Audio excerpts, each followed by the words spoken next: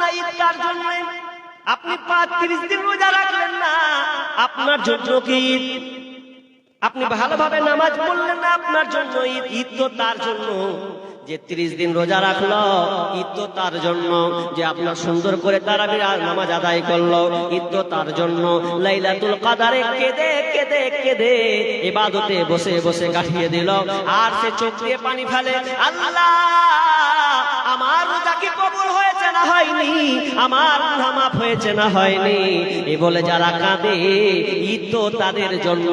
ওরে তোমার জন্য ঈদ নয়, তুমি ভুটানি মারবে, ঈদের আগা দিন বাড়ি আসবে আর পাঁচ কাতারে দাঁড়াবে, এটা তোমার জন্য ঈদ নয়। যারা কষ্ট করে, কষ্টে মেহনত করে 12 ঘন্টা 14 ঘন্টা ধরে রোজা রেখেছে, তাদের জন্য ঈদ। যারা ইবাদতে মশগুল থেকেছে, তাদের জন্য ঈদ। বাড়িকে ইবাদতে জাগিয়ে দিয়েছে, তাদের জন্য ঈদ। হতভাগা, তোমার জন্য ঈদ নয়। কিন্তু আজকে আমরা ইবাদতকে বাদ দিয়ে ঈদের জন্য কেনাকাটা নিয়ে ব্যস্ত হয়ে আছি।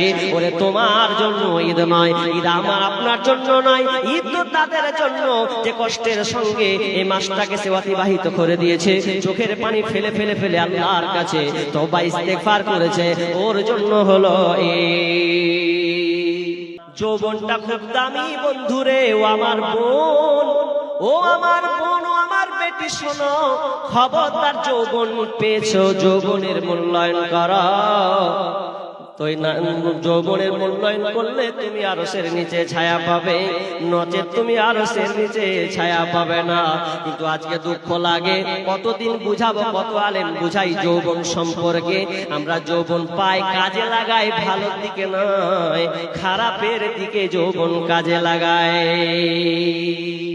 রাত 12টার পরে যখন সকলে ঘুমায় রায়, যুবক যুবতী তখন ফোনে কথা কয়, যুবক যুবতী তখন প্রেমের আলাপ কয়।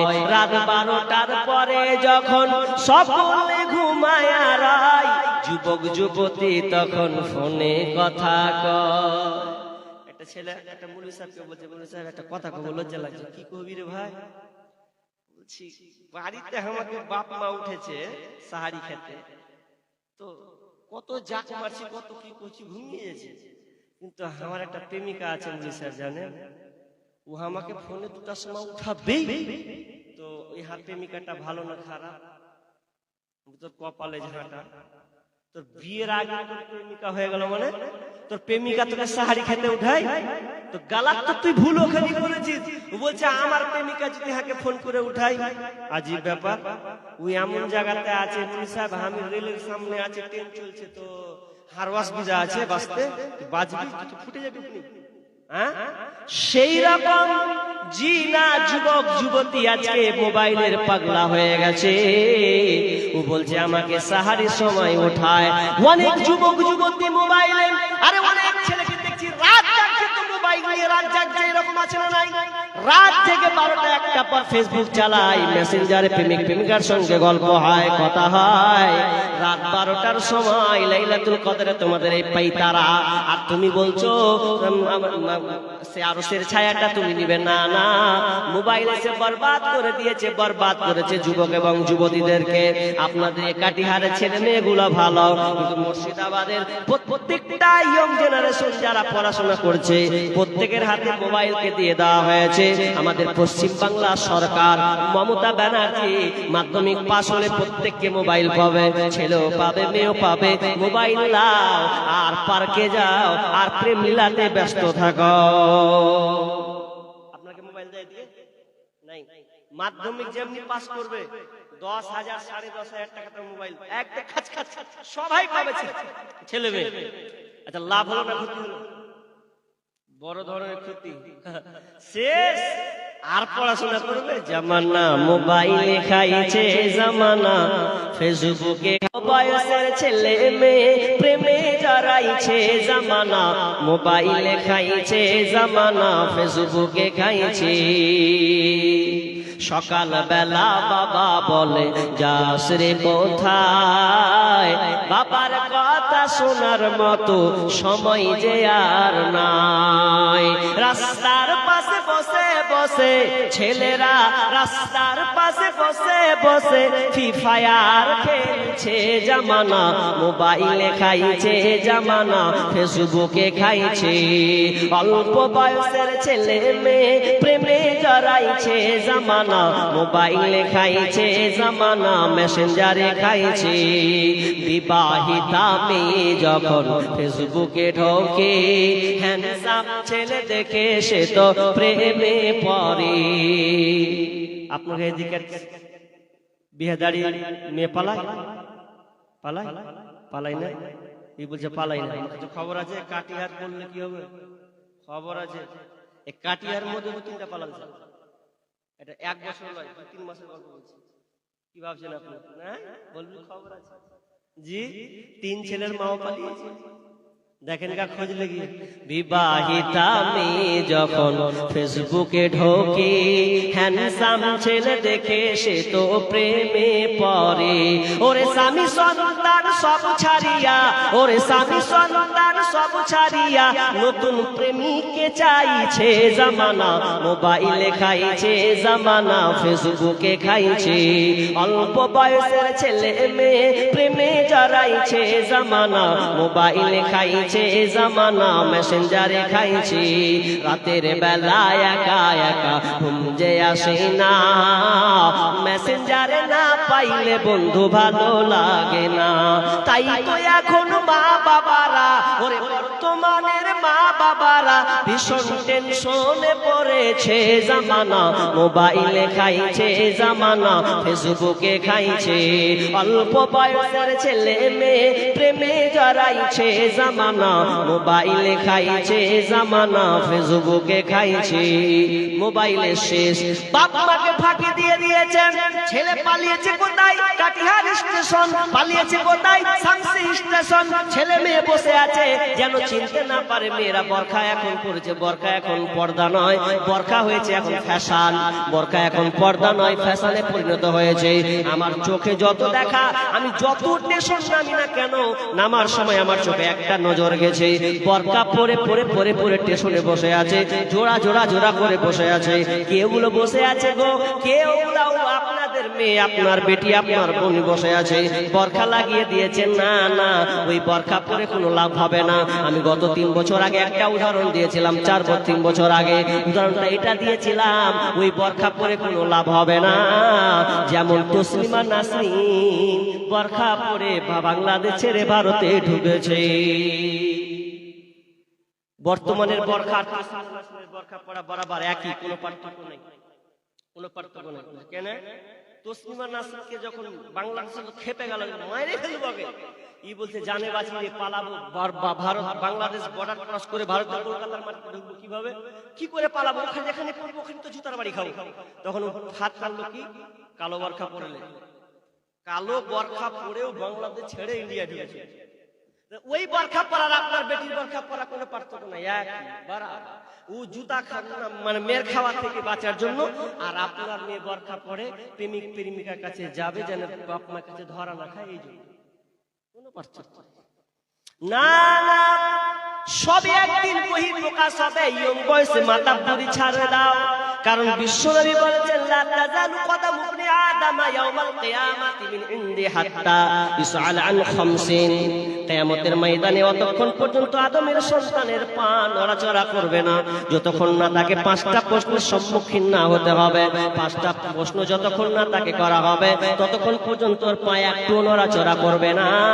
তার মধ্যে 1 নম্বর হলো আন উমুরিহি ফিমা আফনাহু। তোমার জীবনটাকে তুমি কেমন ভাবে অতিবাহিত করেছো, 60 বছরের জিন্দেগি তুমি পেয়েছো, কিভাবে কাটিয়েছো হিসাব দাও, তারপরে নড়াও, তারপরে সরে যাও। যতক্ষণ পর্যন্ত হিসাব না দিতে পারবে ততক্ষণ পর্যন্ত আপনার পা নড়াচড়া হবে না। আন উমুরিহি ফিমা আফনাহু ওয়া আন শাবাবিহি ফিমা আবলাহু। 2 নম্বর প্রশ্ন করা হবে, তুমি তোমার যৌবনটাকে কেমন করে পার করেছো। যৌবন সম্পর্কে জিজ্ঞাসা করা হবে। যখন বলা হবে বলো তুমি অমুক জায়গায় ছিলে, অমুক জায়গায় পার্কের মধ্যে ছিলে, অমুক জায়গায় রাত 1টার সময় সেখানে হাজির হয়েছিলে, কোন জায়গা তোমরা দুজনে ছিলে, কেমন করে কাটিয়েছ, সেই হিসাবটা তোমরা বুঝিয়ে দাও। সেদিন আল্লাহ সুবহানাহু ওয়া তাআলা কিয়ামতের ময়দানে যুবক তার যৌবন সম্পর্কে জিজ্ঞাসা করা হবে, তোমার যৌবনটাকে কেমন করে কাটিয়েছ। এই জন্য সার কথা, শেষ কথা, যৌবনের ঘটনা সেখান থেকে ক্লিয়ার করে দিলাম। আমি ছেলে মেয়ে ভাই বোন যারা ইয়ং আছেন তাদেরকে বলছি, আমি যেহেতু ইয়ং এই জন্য আমি বলছি, বোন রে খবরদার, যৌবন বয়স পেয়েছ, আল্লাহ রাস্তায় তুমি কাটাও। কোন বদমেজাজি খারাপ উচ্চার পাল্লাই পরে তোমার জীবনটাকে নষ্ট করো না। কারণ তুমি দামি একটা প্রোডাক্ট, আল্লাহ তোমাকে দামি করে পৃথিবীতে বানিয়েছেন। তোমার পেটটা যদি ভালো হয়, তোমার পেটটা ফ্যাক্টরিটা যদি ভালো হয়, দুনিয়াতে তুমি ভালো সন্তান পাবে। আর যদি তুমি গোলমাল করে দাও, জীবনে আল্লাহ তোমার পেট দিয়ে কোনো আল্লাহওয়ালা মানুষ দেবে না, ভালো নিষ্ঠাবান মানুষ আল্লাহ তোমাকে দেবে না। বদ শয়তান বেটা বেটি পয়দা হবে, সেদিন তুমি মাথা ঠুকবে। অতএব যৌবনে তুমি মূল্যায়ন করো। যুবক তোমাকে বলছি, তুমি যদি ভালো বাপ হতে চাও, ভালো মানুষ সন্তান নিতে চাও, তাহলে তোমার যৌবনটাকে তুমি আল্লাহ রাস্তায় কাটিয়ে দাও। খবরদার নারীর পাল্লায় পড়ে তোমার যৌবনকে তুমি নষ্ট করিও না। বুঝবে একদিন ঠেলা। তবে কামিয়াব কে? বিচারের ময়দানে আরশের নিচে ছায়া 2 নম্বরে লিস্টে থাকবে কে? ওয়াশাবুন নাশাআ ফি ইবাদাতি রাব্বি, যেই যুবকটা তার যৌবনকে আল্লাহ রাস্তায় কাটিয়ে দিয়েছে। জি ভাই, 2 নম্বর আপনাদেরকে আমি বলে দিলাম। কত দূর নিয়ে গেলাম? জি 12:40 আর 20 মিনিট পয়েন্টটি আপনাকে গণিয়ে দিচ্ছি, আর 20 মিনিট। তাহলে যৌবনটাকে আল্লাহর রাস্তায় আমাদেরকে সম্পূর্ণভাবে কাটাতে হবে। অনেক মানুষ ফতোয়া মারে। ফতোয়াটা কি মারেন জানেন? ফতোয়াটা এই দেয় যে লাইলাতুল কদর রাত জাগবো, তো এটা যার মন চাইবে সে জাগবে। কথাটা ঠিকই আছে, কিন্তু ইয়ং যুবকরা, আমরা আগে ছোটতে দেখেছি, আমাদের বয়স যখন 7, 8, 9, 10 রাত জেগেছি, তো যুবক ছেলেদেরকে অনেক দেখতে পেতাম, বিশেষ করে মুরব্বীগুলোকে দেখতে পেতাম। এখন মসজিদে ইয়ং ছেলেকে দেখতে পাওয়া যায়। আপনাকে এদিকে যায় কিনা জানি না, আমাদের নেই টোটালে। 4-3টা যে রাত জাগলাম সবই ওই হাহুর ফেইলার গুলা ঘুরছে, সব ছোট ছোট বাচ্চা ছেলে। কোন ইয়ং কোন যুবক নেই, কোন বৃদ্ধ কেউ নেই। কি রসাতলে চলছে, বলছে রাত না জাগলে চলবে, কিন্তু মূল সময়টা কি তুমি পাবে? সময়টা খুব কত দামি, এটা কি তুমি খোঁজ রেখেছো? জি না। যৌবনটা খুব মূল্যায়ন করতে হবে। তাহলে 2 নম্বর বলে দিলাম। 3 নম্বর কি? ওয়ারজুলুন কলবুহু মুআল্লাকুন ফিল মাসাজিদ। 3 নম্বর, যার অন্তরটা মসজিদের সঙ্গে তালাবদ্ধ থাকবে, মসজিদের সঙ্গে তার দিলটা সম্পৃক্ত থাকবে। ও জোহর পড়লাম কখন আসর হবে, আসর পড়লাম কখন মাগরিব হবে, সব সময় যেন চেষ্টা করে মসজিদের দিকে তার নজর থাকতো। সাহাবীদের বৈশিষ্ট্য এরকম ছিল, যখন তারা মসজিদে ঢুকে যেতেন, বের যখন হয়ে যেতেন, সব সময় দিল বলতো মসজিদে কখন ঢুকবো, কারণ মসজিদটা এত দামি জায়গা রে, পৃথিবীর মধ্যে সব চাইতে ভালো জায়গা। বিষ্ণু বলেন হাব্বুল বিলাদি ইলাল্লাহি মাসাজিদুহা ওয়া আবগাদুল বিলাদি ইলাল্লাহি আসওয়াকুহা। আল্লাহর কাছে সবচাইতে পছন্দনীয়, সবচাইতে পবিত্র স্থান, ভালো জায়গা হলো মসজিদ। কিছু আজকে আমরা মসজিদ যখন ঢুকি, বার হওয়ার জন্য টেনশন শুরু হয়ে যায়, কখন পালাবো। সাহাবীদের বৈশিষ্ট্য এরকম ছিল না। সাহাবীদেরকে কেউ যখন খুঁজতে আসতো, যদি বলা হতো তোমার আব্বা কোথায়, ওই ছেলেটা বলতো আব্বাকে যদি পান তো মসজিদে পাবেন, যান মসজিদে আছে। আর ইয়ং বর্তমানে যদি বলা হয় আপনার আব্বা কোথায়, কি চায়ের দোকানে, কার দোকানে ঢুকেছে, ঢুঁড়ে পড়ে। জি টাইম পাস করি আমরা কোথায়? না, টাইম পাস করতে হবে মসজিদে বসুন, জিকির করুন। কারণ মসজিদে আপনি যতক্ষণ থাকবেন, বিষ্ণু বলেছেন যতক্ষণ কোনো ব্যক্তি মসজিদে থাকে ততক্ষণ পর্যন্ত সে আল্লাহর মেহমান বসে থাকে। তাহলে মসজিদটা কত দামি জায়গা, আজকে আমরা মসজিদকে বলে ভুলে গেছি। রমজান তো 20টা সবে, আজ কটা হলো? 27 সবে কদর। 27 শবে কদর লাইলাতুল কদর আজকে দেখেন আজকে কত নামাজের সংখ্যা কমে গেছে, কমতে কমতে কমতে লাস্টের বেলায় খালি সবটিকে পাওয়া যাবে। আর ঈদ খান খালি পড়েলেন, তারপরে দেখেন আর কাউকে খুঁজে পাওয়া যাবে না।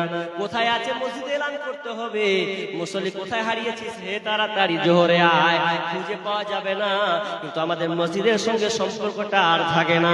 তবে মসজিদের সম্পর্ক যাদের থাকবে ওরা জুরুন কলবুহু মুআল্লাকুন ফিল মাসাজিদ, মসজিদের সঙ্গে যার তালাবদ্ধ থাকবে ওই লোকটা আরশের নিচে ছায়া পাবে।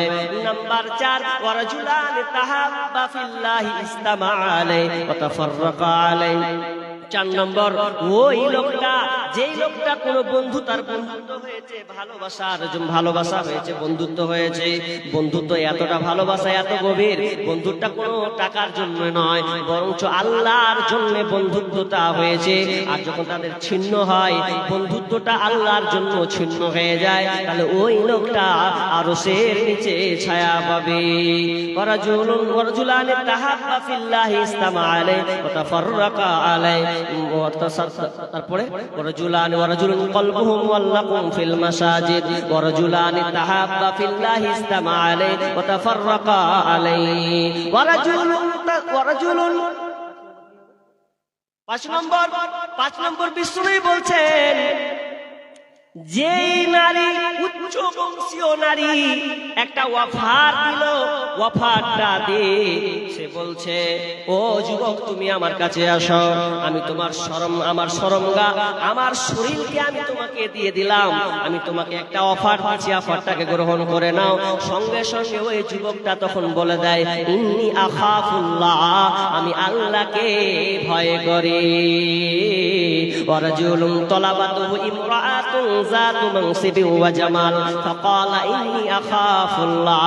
তখন ওই লোকটা, ওই ছেলেটা বলে দেয় আমি তোমাকে কাছে চাই না, আমি আল্লাহকে ভয় করে। কোন যুবক যদি বলে দেয়, কোন নারী যদি তাকে ইনভাইট করে, অফার দেয়, আর সে যদি বলে দেয় না না আমি ফাঁদে পড়ব না, আমি আল্লাহকে ভয় করি, ওই যুবকটা আরশের নিচে ছায়া পাবে।